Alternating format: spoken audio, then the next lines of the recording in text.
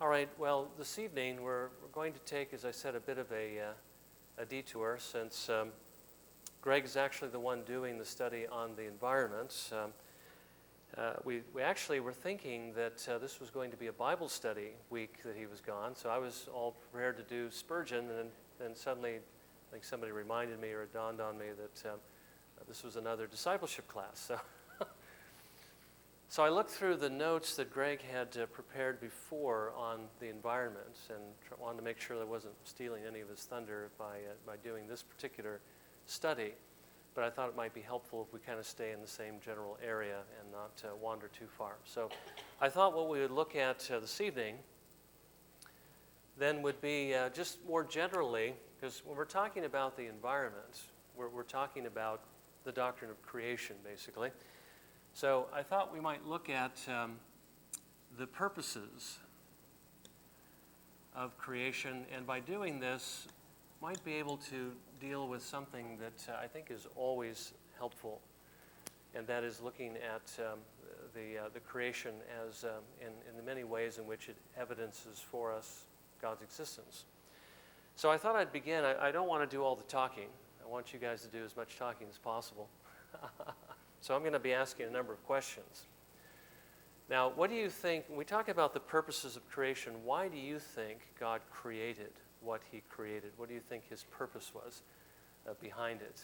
There might be one overarching purpose and perhaps some subordinate ones. Yes? Okay. That's the one I would consider to be the overarching one, the most important one. Okay, so his glory. And actually, the others that I'm thinking of also could be subsumed under that same thing.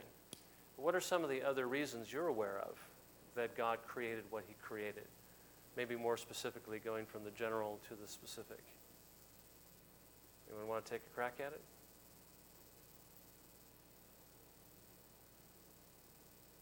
Ty?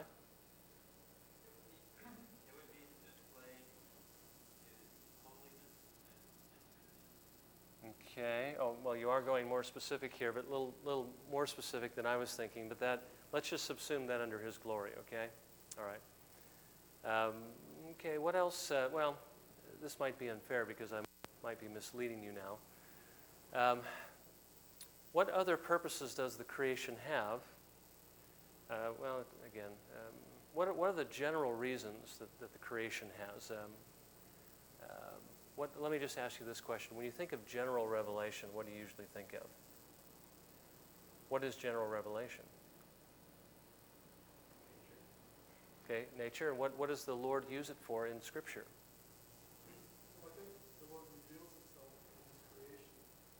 Oh. In many different ways. Okay, and that is, see, this is where it gets a little bit, technical. That would be his glory that's revealed, but that is one of the things I was looking for. Okay. What we call apologetics. Basically, that is the evidence that God gives to all men everywhere that he exists. But of course, that evidence is a revelation of his glory, right? Okay, did somebody else have their hand? Yes, Jan? Well, I'm thinking that creation, the works of creation are where God carries out providence. Okay. And what is the goal of that carrying out of providence is the carrying out of his plan. What is, and I guess you would have to say, well, this is the goal of his plan. But how is it that God has planned to glorify himself ultimately? It's not just by creating things, right? But there's a purpose for them. Yes? By redeeming them. Okay, and that was the third one that I was looking at, okay? As a matter of fact, I believe it's this reason right here that Greg is going to capitalize on as to why the environment isn't going to be entirely destroyed, because God created it so that he might work out his work of redemption.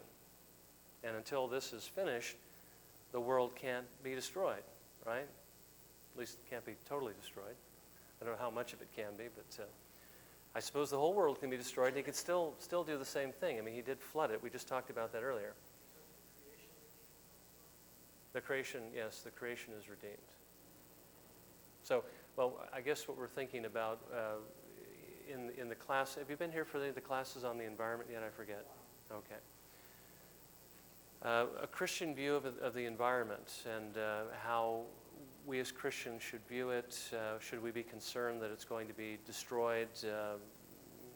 Should we have, let's say, jump on the environmental bandwagon along with everyone else that's in the green movement and so forth? Do we need to be concerned that this is all going to be destroyed? And I think one of the things he's going to be aiming at is until this work is done, it can't be. So the Lord will preserve it. Okay. All right, so these are the three things I want us to look at this evening. Three purposes of creation. One of the children's catechisms questions in the first catechism is, why did God create you and all things? Does anybody remember the answer to that question? Okay. For his own glory. That's right. And so when we're talking about creation, by the way, what are we referring to? Are we talking about this planet? Oh, yes. Yeah. Are we talking about stars and planets out there? Yeah, we're talking about those things too. But what else that we usually not think about that's included in the creation that we should include in there as well? Okay, yes, particularly us, right? We're a part of that creation. So why did God make you and all things? For his own glory. So why did God create? Everything is for his own glory. Now let's look at this one to begin with, because this is the main one. And let me ask you this question. Did God need to create? I told you I'm branching a little more broadly than Greg is, so I don't just burn the ground and when he comes back. Yes? What's that? No. Okay. No, he didn't need to create. And what do you mean by that? Well, he is infinitely full. He would need nothing. So to need to create something would be not enough. Okay. God is infinite and he's infinitely full, which means he's infinitely blessed, which means he doesn't need anything, so he did not need to create anything. So why did he create anything?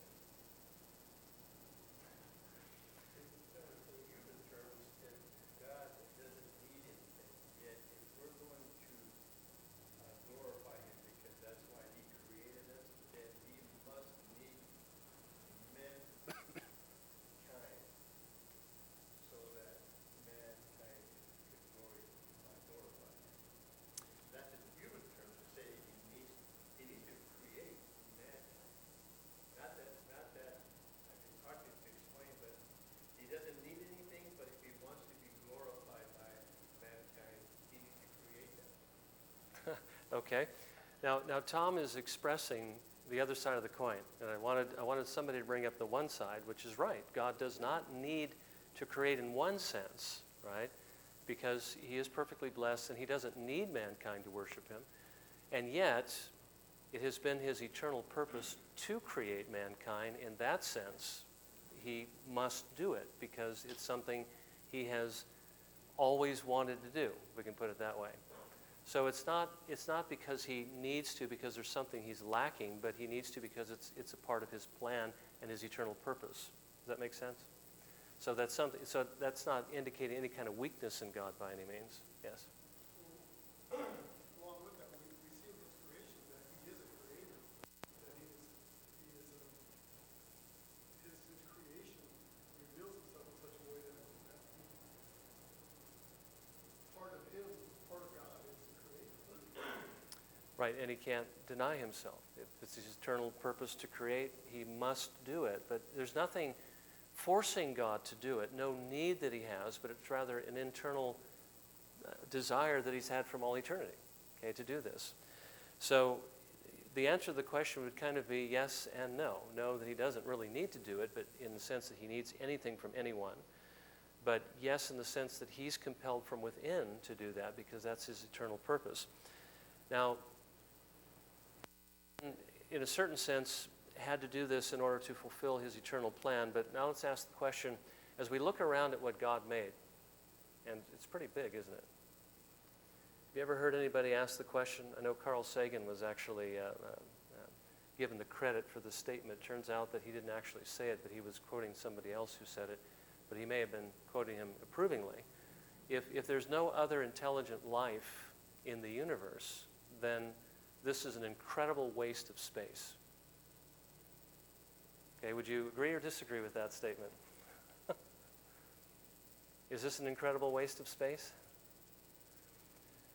Okay, it's not an incredible waste of space. So then why did God make the universe as big as he made it when he only put life on this one little planet? Do we need a lot of space to roam? Is that it? Or why do you think then God made it?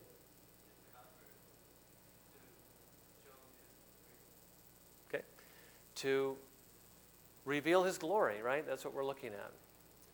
Now, actually, when you think about it, see, Dick, we had a discussion a little bit earlier today about what God does with his creatures and so forth, and how when you get into the issues of Calvinism and Arminianism, Arminians believe that God is not just in that he chooses some and he passes over others in his mercy. But when we consider the reason why God made everything, his glory, then we understand more about what our part is in this whole plan.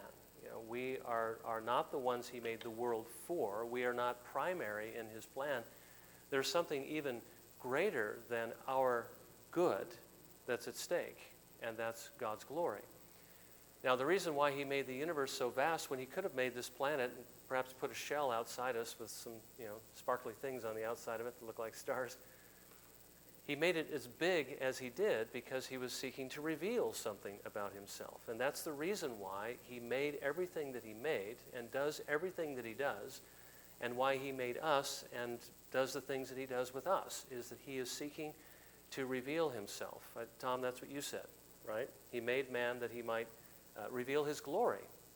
And that's the reason why he made everything that he made, is to reveal his glory. He seeks to glorify himself. Is that vain on the part of God? Okay, it's not vain for God. If we sought to glorify ourselves, would that be vain?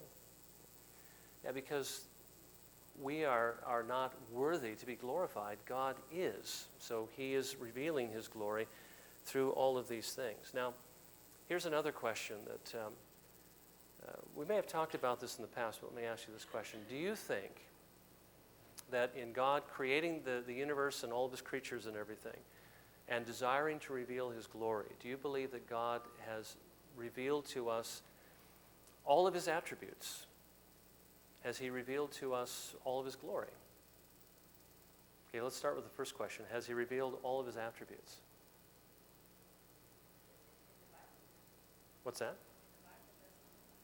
In the Bible, what? Well, he does tell us at least what his attributes are. The question is, does he tell us all of them, or is he holding some back? Are there some we don't see?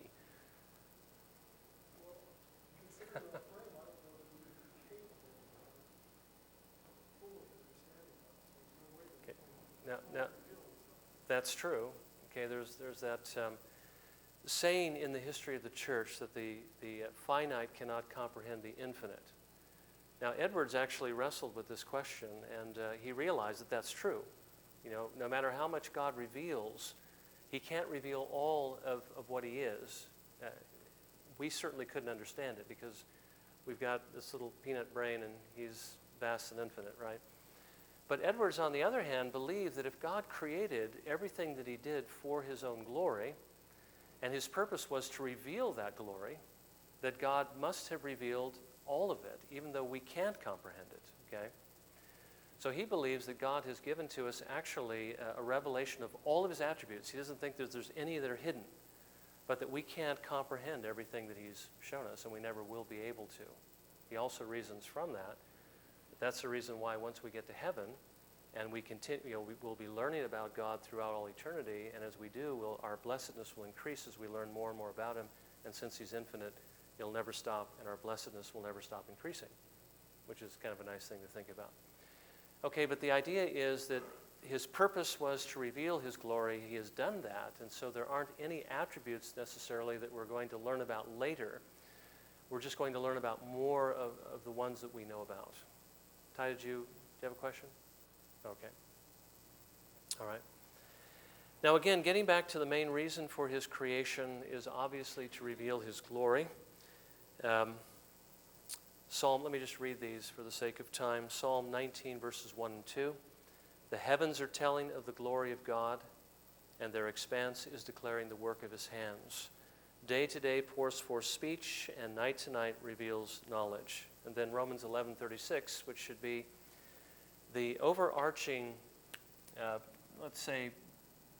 passage that gives to us God's purpose behind everything that he does.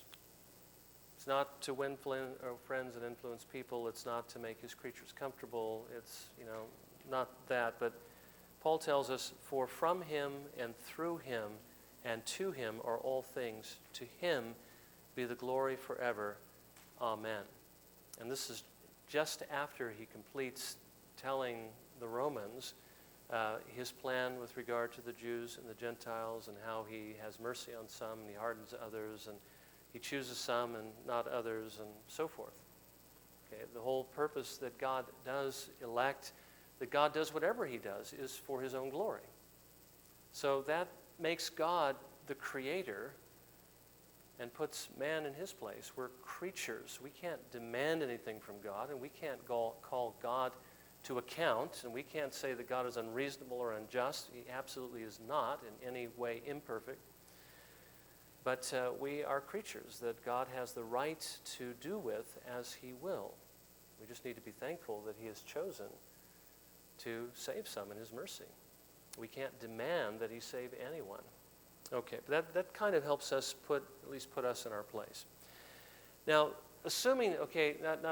realizing that this is the case, that the purpose of creation is for God to reveal his glory, I thought we would at least touch on the topic that we're dealing with under this one point and under the next two.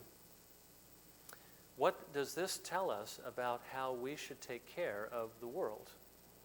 Can you think of anything that might flow from this? If God made the world to reveal his glory, and he made all the creatures that we see to reveal his glory, what does that tell us about how we should treat the creation? We're talking about environmentalism here, yes? Okay, responsible stewards. Take care of the world that God has made. Because what if we do things that purposely destroy parts of the creation for no good reason? What are we actually doing, at least in part? Even though I realize there's a vast universe out there, all the life that we're aware of is in this world, and if we go about and let's say destroy, what are we doing with regard to God's glory here and his revelation of his glory through those things? Yes. Well, regardless of whether we actually do harm by it or not, we sin. Going against God's will. We'd certainly be sinning because he's telling us to take care of it and we're destroying it, right? But what I'm thinking is that let's just say, for example, that we destroyed all life outside this building and it's all gone. Okay, what have we just done to what God has created to reveal his glory? Just destroyed it. Okay, we got rid of it. We've obscured it, haven't we? If you're looking, let's say, at a burned off mountain where all the life has been burned off of it, or you're looking at a lush one that's fully green and growing, which one do you think reveals more of God's glory? I suppose both could. I mean, if we actually get into it, so we could talk about God's wrath and so forth. But let's say a barren mountain versus one that's lush and green. I would think that the one that has the life on it would reveal more of God's glory than the one that doesn't, although we might wrangle about that a little bit. But let's think about the cultural mandate. Does anybody know what the cultural mandate is?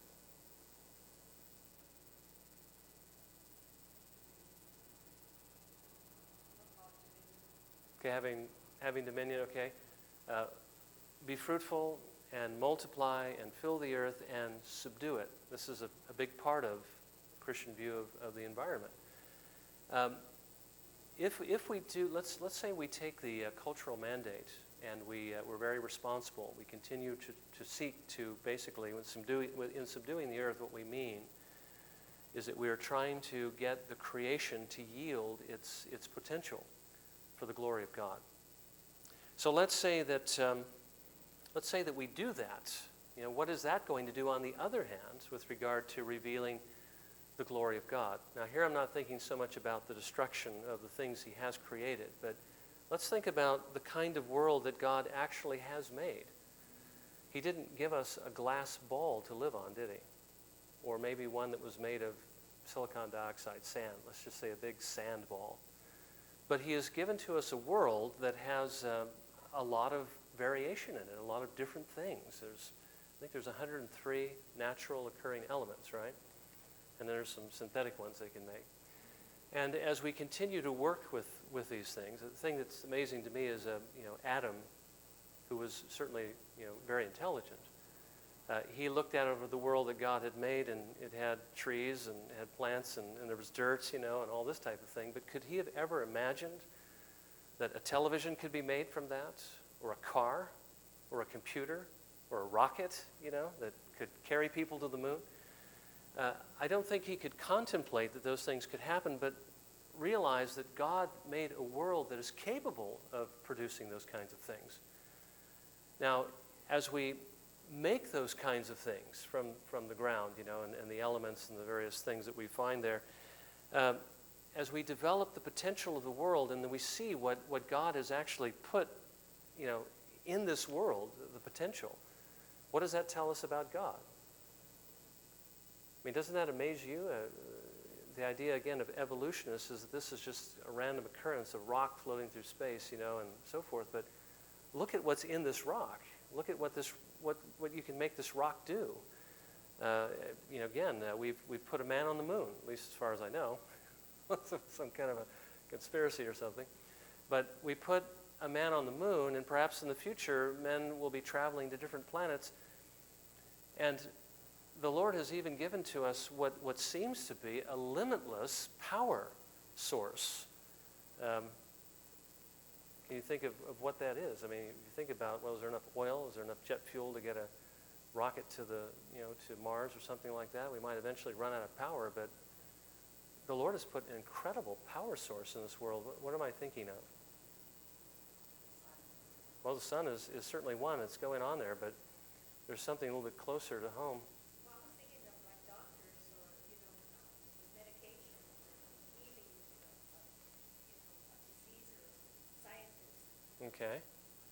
But certainly, there's a lot of potential in all different areas to develop. It's amazing. But I'm thinking now about an energy source that the Lord has given to us. What's that? Water is one of them. The interesting thing is, do you realize that this book has enough energy to send, I think, a man to the moon and back something like 7 times? It's the energy that's in the atom when the atom is split or it's fused. That's where we get nuclear bombs and so forth. There is so much energy, even in this piece of paper. If all the energy in this piece of paper were released, we'd probably all be vaporized. I mean, that's how much power there is in the creation. And don't you think it's interesting that the Lord has not only made, the chemical reactions from which we can make computers and cars and rockets and things like that. We call that chemical energy, and we can use, electrical power and so forth. But there's nuclear energy. When atoms are actually split or when they're fused together, they release huge amounts of energy. That's where the atomic bomb comes from. So the Lord has given to us a seemingly limitless energy source too in his creation. I think all of these things reveal his glory. These things are not accidents. These things are not accidents. Okay. All right, so the idea is, though, I think that if you were to look at a car or a computer and versus, let's say, a dirt mound, I think you would be more impressed by the car, wouldn't you, and the computer, which tells you something more about God's glory in the potential that he has put in this ground. And of course, something that's even far more amazing than that is when you go into the inner workings of either an animal cell or a plant cell, and you just look at any living organism and you see how complex it is, all of its workings and so forth, that God has created those living machines, as it were. Okay? All right. So anyway, that's one of the reasons why we should take care of the creation, is because God is revealing His glory through the creation, and we don't want to obscure that. And the more we actually study to subdue the creation, the more it reveals of God's glory, as we see what it is that can be actually made from the things He has put into the ground. Okay. All right. Second purpose of creation would be an apologetic, and how does that work? It's kind of hard to separate that from the one we just saw. Yes? I'm sorry? Romans 1. Yeah. Why don't we turn to Romans 1 for a moment?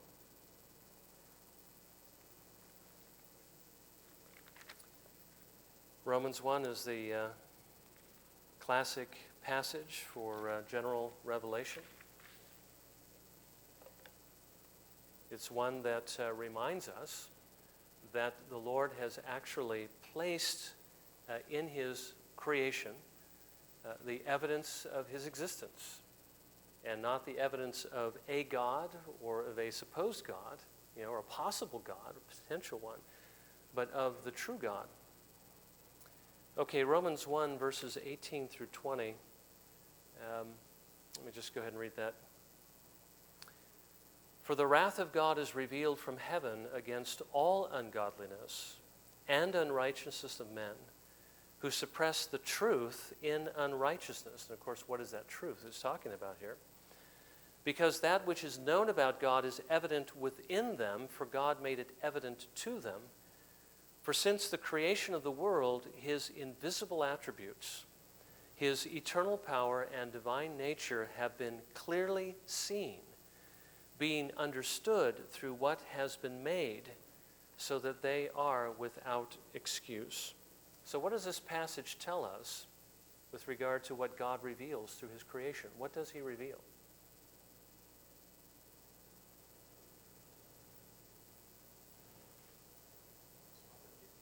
Okay, He reveals His sovereignty. Okay, and with regard to the text itself, it's maybe a little bit more general than that, yes? Okay, so His invisible attributes, right? His eternal power, His divine nature. All of that is revealed in the creation. And certainly one of the ones that Tom just mentioned is one of those things. Again, when you look at the vastness of this creation, what does it tell you about God? He's vast, yes. And when you consider the design of the universe, as far as the more they study the universe, the more they realize that it's not just a random collection of objects moving through space, but it has design, right? When you look at that design, what does that tell you about God?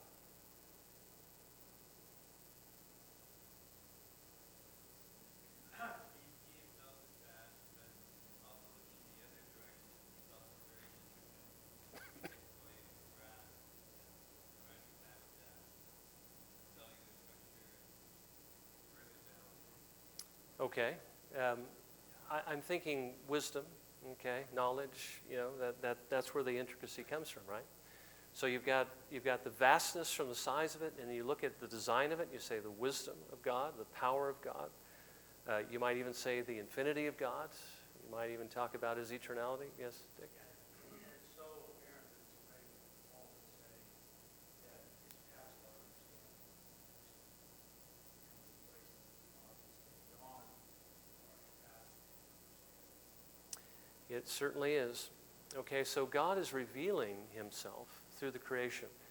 Now again, we can talk about whether or not people can deny that. They can certainly deny that proves that God exists, but what does God say about it? God says it proves it, right? I mean, it not only says that His attributes are revealed, but it also says that they are clearly seen. It says that His creatures understand it. And it also says that no one has an excuse for not believing that God exists. Do you see something else in the text?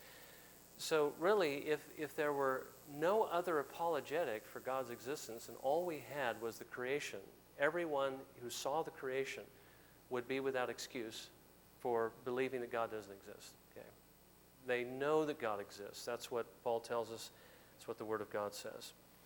So this is the revelation of God's glory, as we saw before, but this is the reason, again, that one of the reasons or one of the purposes of the creation is God is revealing his glory, and in doing so, he is rendering everyone without excuse. No one has an excuse.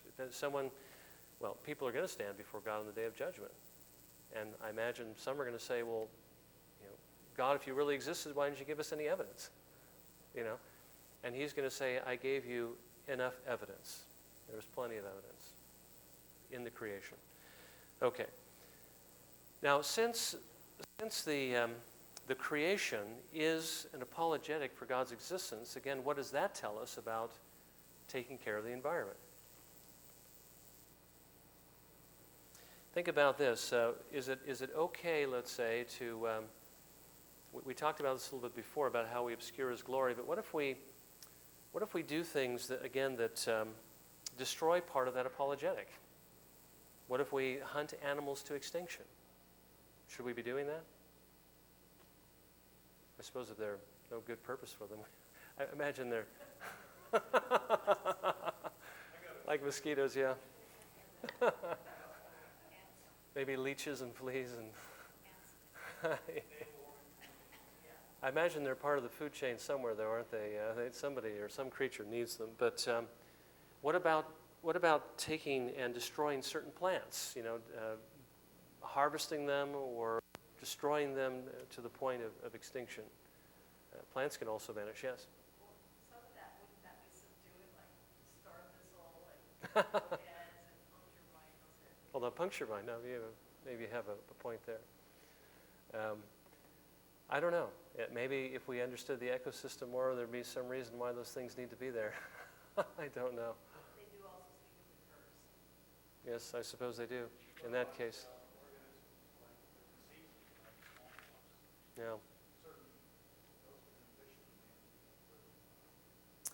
Okay, so we could argue that maybe we could extinguish those particular viruses and those types of things.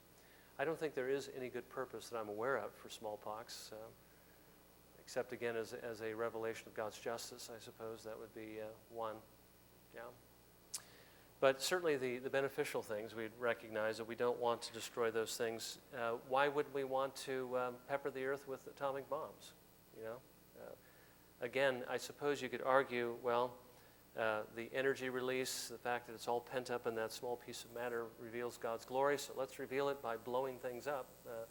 But the fact is we're destroying a great deal of what the Lord has given to us as an apologetic for his existence. So it makes me think that, since man is created in God's image, the way we would treat each other specifically would be probably more detrimental, even the way we live our lives out as being attaching us, the name Christian to us, Yeah. and how we live. That's a very good point. I mean, Jesus did say that all men would know you are my disciples by your love for one another. And so obviously this kind of behavior we're talking about wouldn't be appropriate, but we can provide an apologetic through our lives of the reality of God. And we're certainly a part of the creation. God made us to reveal him, and when we do that, when we love others, we are, again, providing evidence for the Lord's existence. But again, misusing the creation can also give people reasons not to believe. So we've got to be careful. And then the last point, or the last purpose is, and this is probably the most intricate one, but the one we'll probably have the least amount of time to spend on, is that God created all things as a stage for his redemption. Okay, that's one of the main purposes of creation, because it's one of the main ways in which God reveals his glory. Now, in redemption, what is the attribute that God is seeking to reveal more than any other? I think there is an ascendancy here. His love, right? His love. Remember that love is the fountain from which a number of attributes that we all love about God flow from. Would be his grace and his mercy and his kindness and his patience, his loving kindness, There's all of these things are different applications of love, and all of these things are revealed in the work of redemption. So one way to look at the creation, this is especially when you think about the fact that God has a plan. Think of the creation and the world in particular as a stage in which the Lord is going to work out his we might call it a play, I guess, if we're going to use the term stage, his play of redemption. You know, it's something that the Lord has written in a certain sense, not literally, but it's his eternal plan. He has this plan to work out, and he begins the working out of this plan by creating all that he has made, and it's a gigantic, elaborate stage.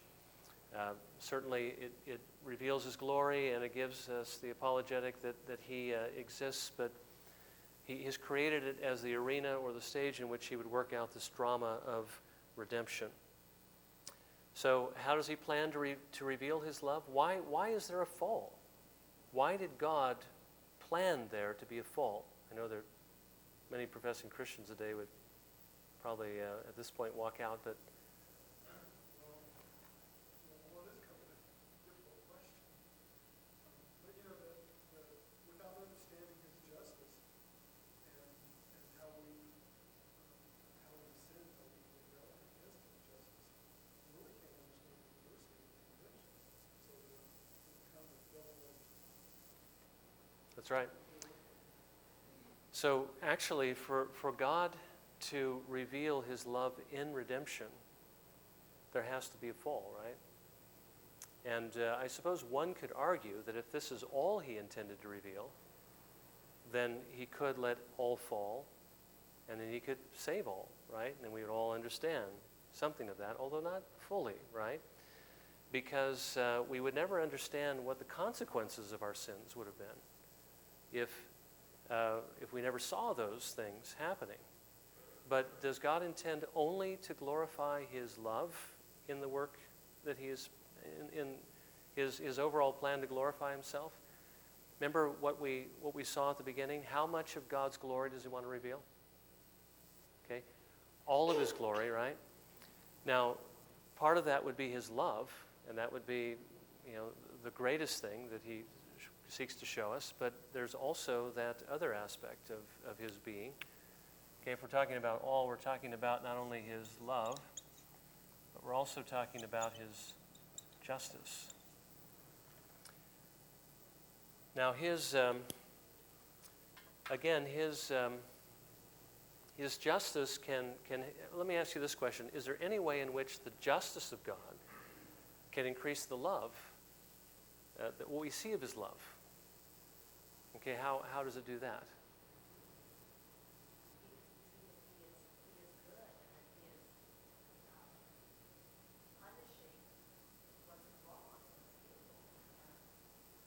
Okay, so we would love him because he punishes evil?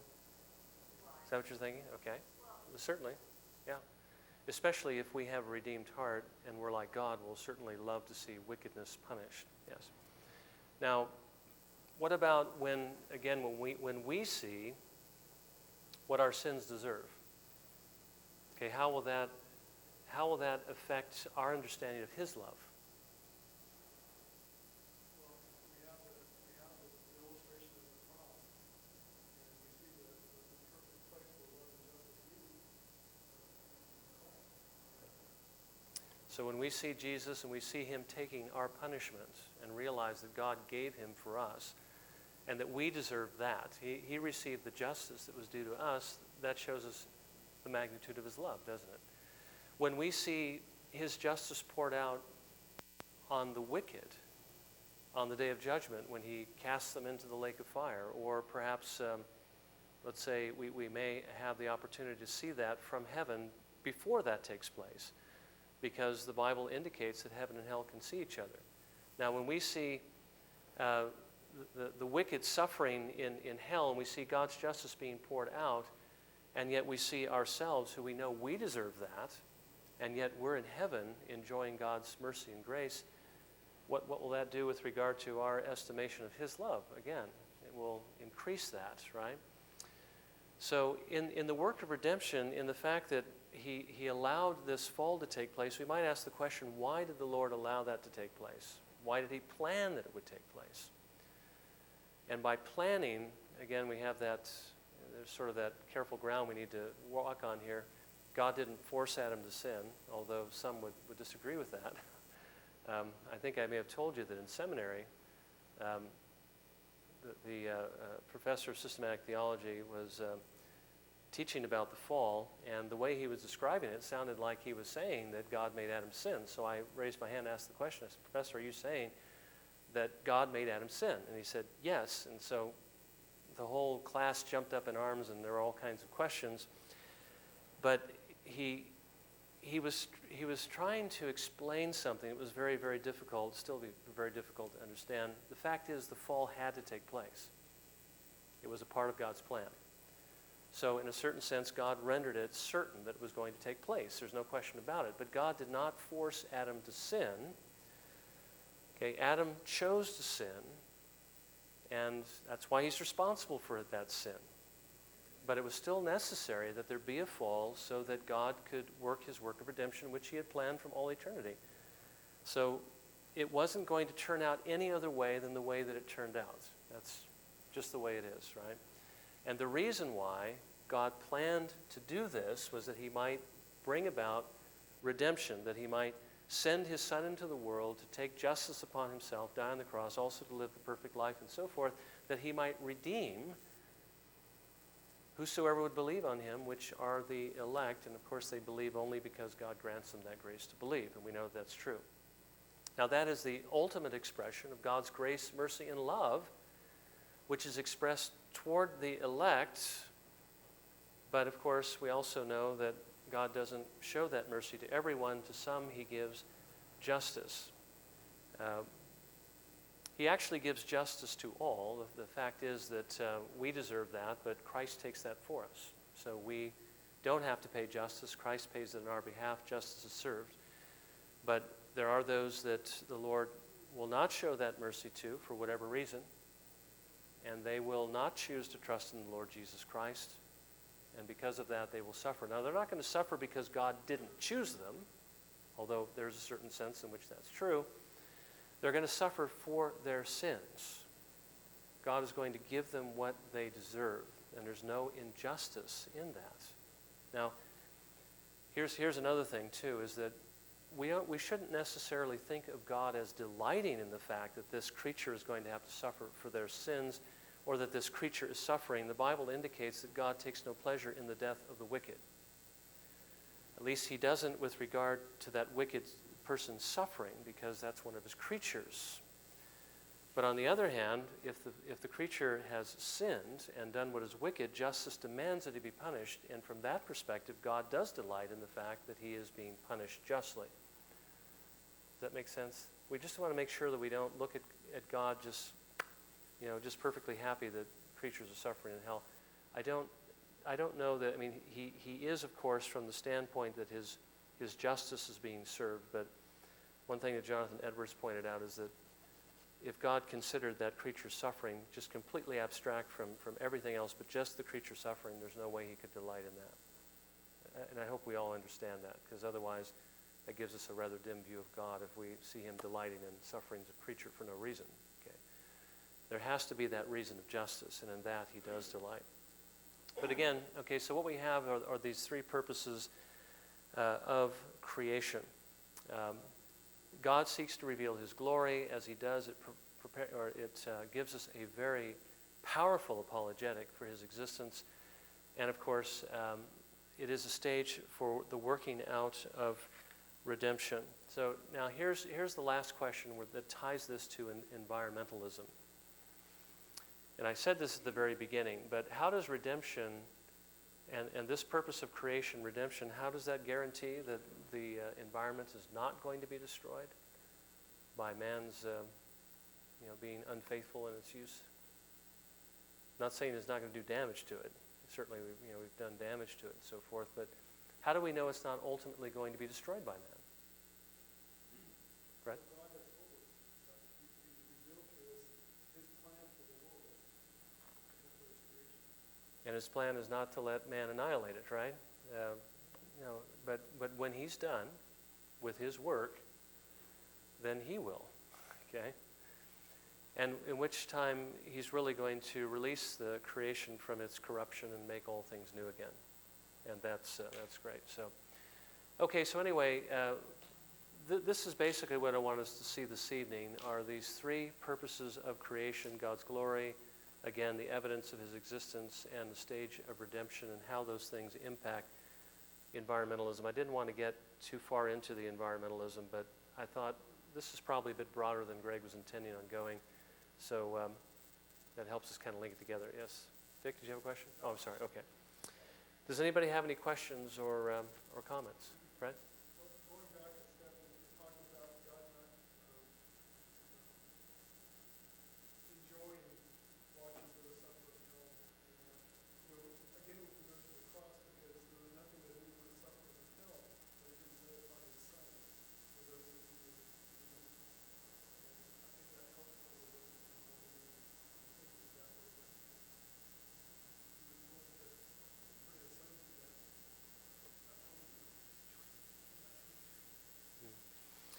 Just one thing also, just as an aside, I had mentioned that God is always just, in what he does with regard either to his people or the elect or the non-elect. And the thing is that when Christ dies on the cross, he fully satisfies justice for his people. So God is completely satisfied for us because of what Jesus Christ has done. And the thing is that when you have a person who enters into hell to suffer for their own sins, and we don't like to think about it, but we do know there are people there now, and we do know there are many, many people who are going to go there. The reason why they have to suffer forever is because they can never fully satisfy justice. They can only suffer so much. But because they're finite, that suffering has to go on forever in order to satisfy God's justice, and that's why hell goes on for such a long period of time, and why there's no end to it. Because they have offended an infinite God, and they will never be able to suffer enough for that. But Jesus can, and Jesus did, for those, of course, who will put their trust in him. They will fully, or he has fully satisfied justice for them. They also never cease to sin, Correct, yes. Right. That's right. I think we talked about not too long ago when heaven